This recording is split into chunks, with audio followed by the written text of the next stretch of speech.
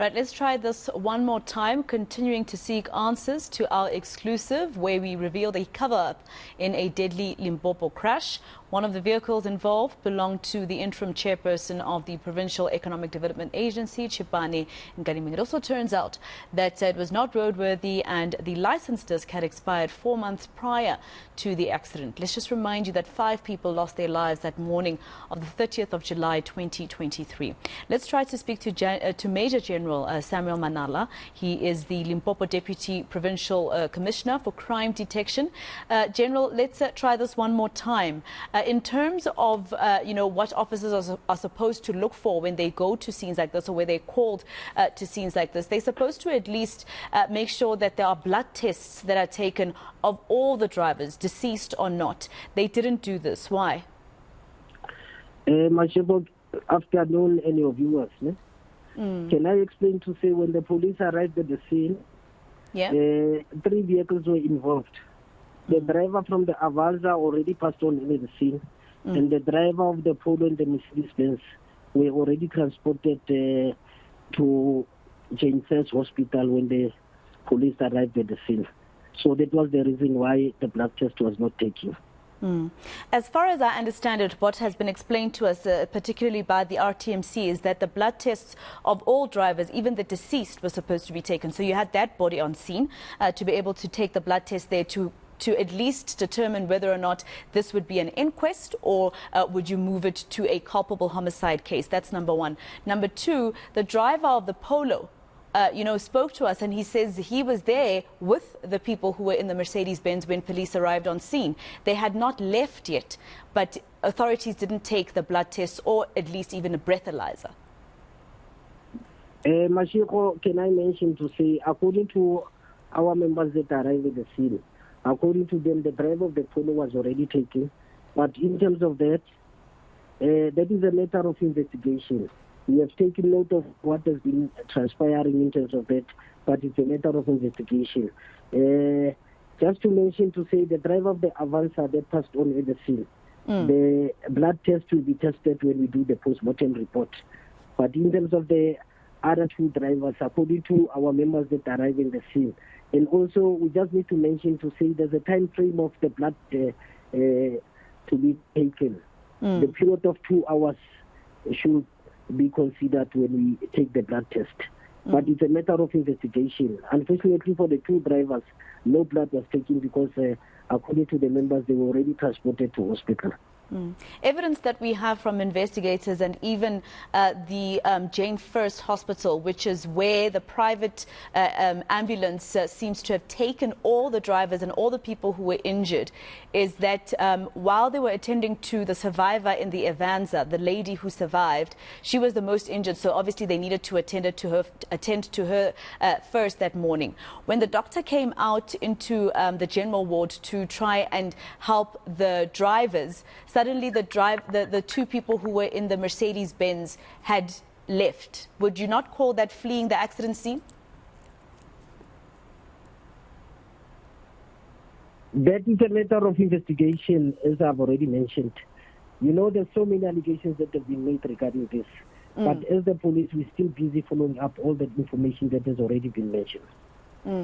And in terms of the evidence that we have now uncovered, e-natus, license disc having expired, not roadworthy, but the driver, or the owner rather, of the Mercedes-Benz suddenly making sure that he's got a new license disc, that on e-natus it shows that it was roadworthy after the fact. What are you going to do about this evidence as police?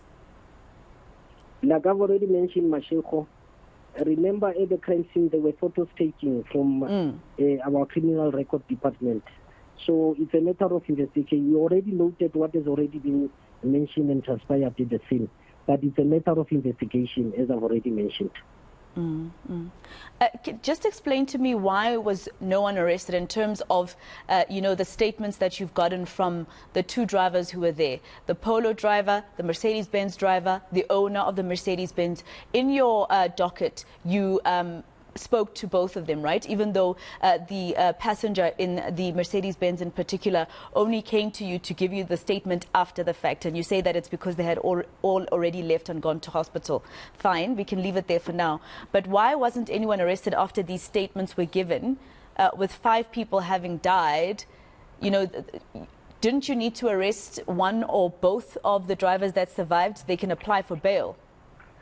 Mashiko, can I explain it? In this instance, it's a culpable homicide. Yes, it's absolutely. Only after we have investigated, the docket will be placed before the prosecutor will be deciding. Okay. And if, according to the prosecutor, there's anyone that is supposed to be charged, then they issue summons for the driver that is responsible for the accident to be charged. Would you agree that, you know, the evidence, you're saying that the evidence is part of the investigation, so I'm assuming it's part of your docket, the evidence that we have now actually also found in terms of the cover-up that happened after the accident.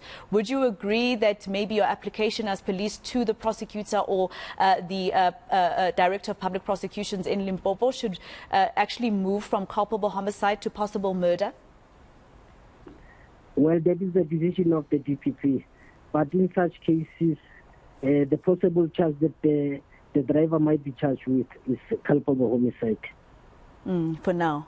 All right. Yes, do you think as police officers, as the police in Skiernuert or the Jane First Police, are you happy with how they've dealt with this case, how they've tried to assist families? Up to so far, we have never received any complaints from the family. But as the police, they did attend to the crime scene immediately after getting the message that the accident was attended. There's a criminal case docket that was open, and investigation is being done regarding the matter, and we are following all the possible leads to make sure that whoever is responsible for the accident gets charged at the end of the investigation. Are you going to include the vehicle testing station that granted Mr. Nkadimeng his roadworthy certificate after an accident? I mean, he didn't go there physically with the car, obviously, because the car was with you guys as you were investigating. It couldn't have moved from Jane First Road. I've already indicated to say there were photos that we're taking that we should be able to be forming part of the investigations that we are busy currently with. All right, so everything for now is still part of an investigation. We'll catch up with you, you know, General, once you have been able to give us more details, in particular with this case. But I'm sure you'd agree that for the families, especially General, because of the fact that we're hearing from the families that they're getting no updates from police. Every time they go to the police station to try and find out, which they have every right to, they go to the police station to try and find out how far the case is. They're told that the case is a police case and that they should leave. Is that fair?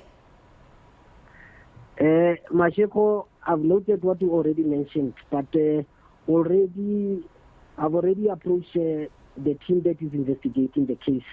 Up to so far, there's many things that are still outstanding that will include your post-mortem report, and that is the one that should be able to. But regarding other leads in terms of the case, the statements and all that have been obtained. Up to so far, when I made a follow-up on the docket itself, I think the police are currently on the right path regarding the investigation. And the IO, I believe that this is his first case, not his first case in general, but his first case that is of this magnitude where so many people passed away. Are you trusting his capabilities?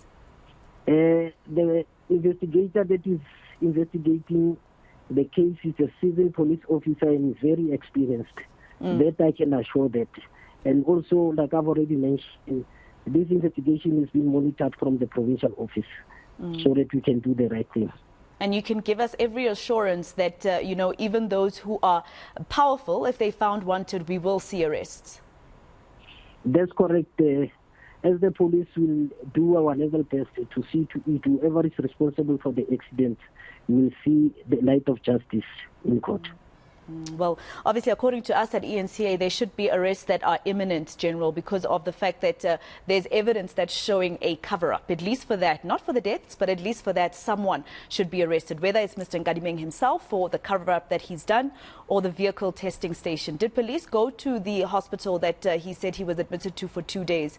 Did you go and find out if he was really there? Because according to the evidence we have, he was last attended to there in 2021. In terms of that, the police have already approached the hospital.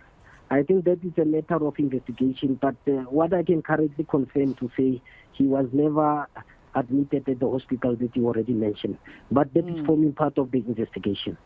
All right. Thank you for confirming that, General. That's a big one. He was never at that hospital on the days that he says he was at. And I think that already is a big lead for police officers. If he says he was at a hospital for 2 days after the accident while you couldn't get a hold of him, and then you find that you confirm, even with us, that he wasn't at that hospital for those 2 days, wouldn't you agree that that is a big lead? I mean, he lied under oath. It's a sworn affidavit. Like I've already mentioned, it's too early for me, but as I've already mentioned and confirmed to say he was never at that hospital, as you already mentioned. It's a matter of police investigating the whole matter, including the culpable homicide case that is currently underway. All right. Well, thank you very much for your time. Major General Samuel Manala, Limpopo Deputy Provincial Commissioner for Crime Detection. I think what he said there towards the end is quite important. The fact that the police did investigate whether he was at the hospital that he mentioned he was at in a sworn affidavit. That's under oath. It could be perjury. They found out that, in fact, he wasn't at that hospital. And you saw the evidence that we showed you here on eNCA. The hospital told us and investigators that the last time they attended to him was in September of 2021. The accident happening this year. So why did he lie? Again, many other questions.